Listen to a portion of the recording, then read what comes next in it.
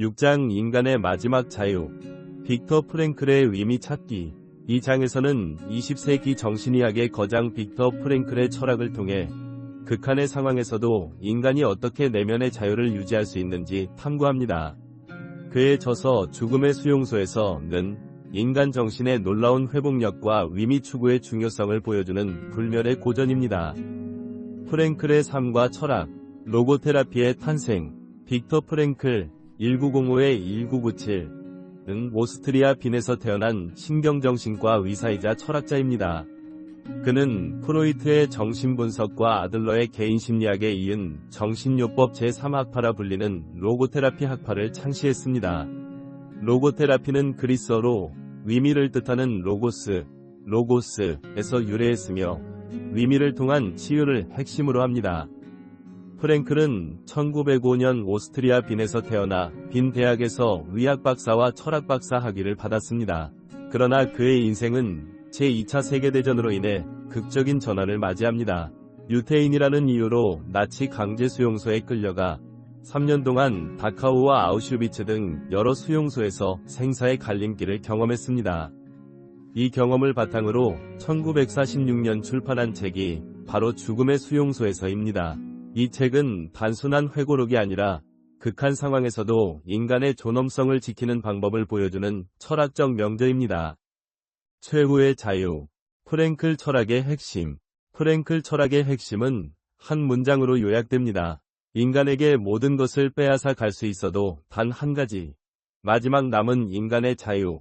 주어진 환경에서 자신의 태도를 결정하고 자기 자신의 길을 선택할 수 있는 자유만은 빼앗아 갈 수 없다. 수용소의 삶은 인간의 모든 자유가 박탈된 상황입니다. 심지어 목숨조차 보장받지 못합니다. 수용소에 처음 도착했을 때 몸이 불편한 사람들이나 일하기 어렵다고 판단된 사람들은 감시인의 손짓 하나로 삶과 죽음이 결정됩니다. 한쪽은 수용소, 다른 한쪽은 화영터였습니다.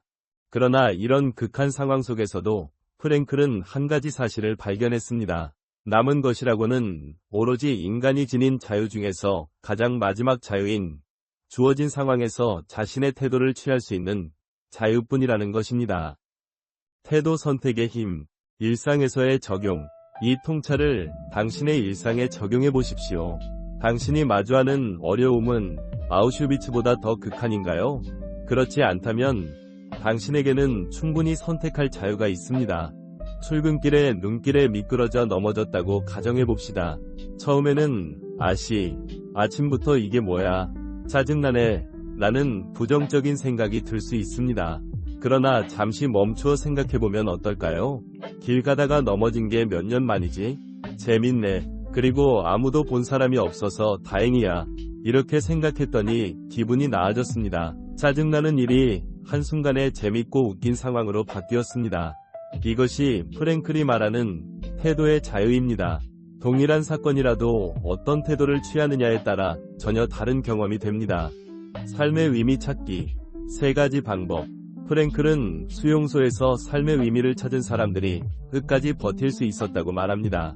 그는 삶의 의미를 찾는 3가지 방법을 제시합니다. 첫째, 일이나 행동을 통해 의미를 찾는 것입니다.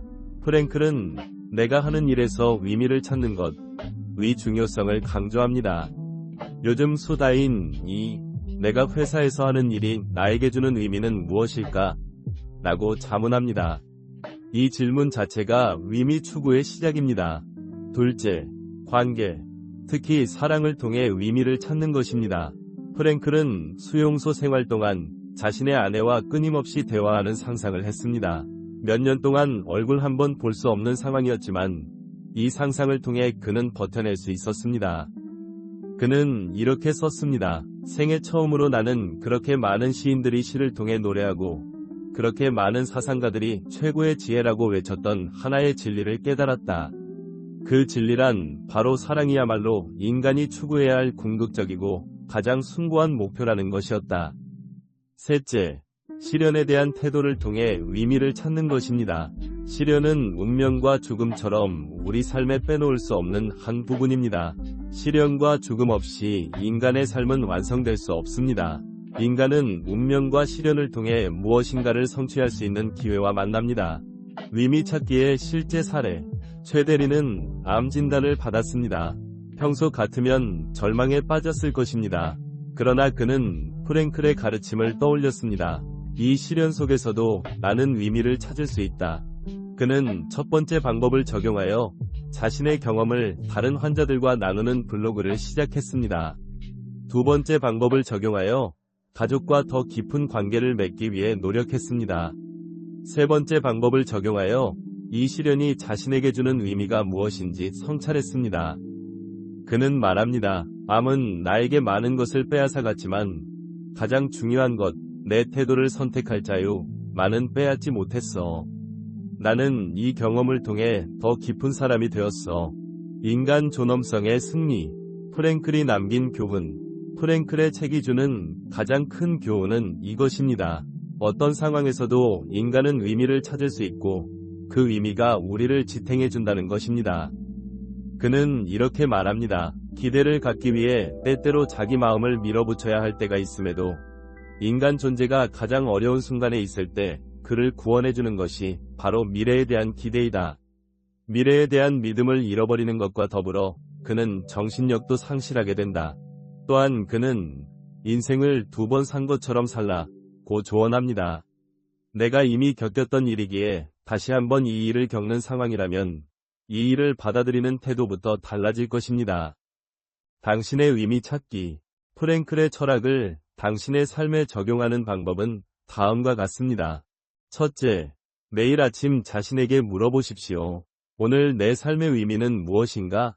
이 질문은 당신을 깨어있게 만듭니다. 둘째, 어려운 상황에서도 태도를 선택하십시오. 상황은 통제할 수 없어도 그 상황에 대한 당신의 태도는 통제할 수 있습니다. 셋째, 당신의 고통에 의미를 부여하십시오. 왜 나에게 이런 일이? 라고 묻지 말고 이 경험을 통해 나는 무엇을 배울 수 있을까? 라고 물으십시오. 넷째, 사랑하는 사람들과의 관계에 집중하십시오. 프랭클이 증명했듯이 사랑은 가장 극한 상황에서도 우리를 지탱해 줍니다.